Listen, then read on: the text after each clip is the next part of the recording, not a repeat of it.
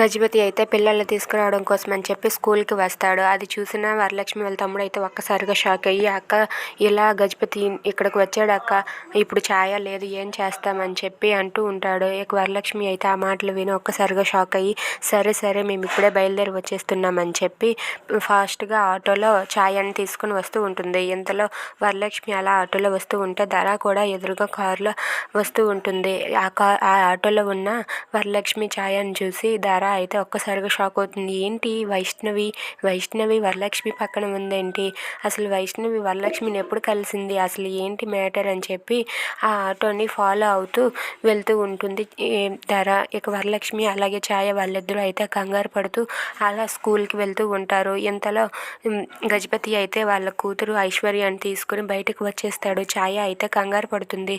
ఇప్పుడు సార్ వచ్చేస్తే ఏం చేస్తారో ఏంటని చెప్పి కంగారు పడిపోతూ ఉంటుంది. ఇక వరలక్ష్మి అయితే ఆటో త్వరగా పోనీ అని చెప్పి డ్రైవర్కి చెప్తూ ఉంటుంది.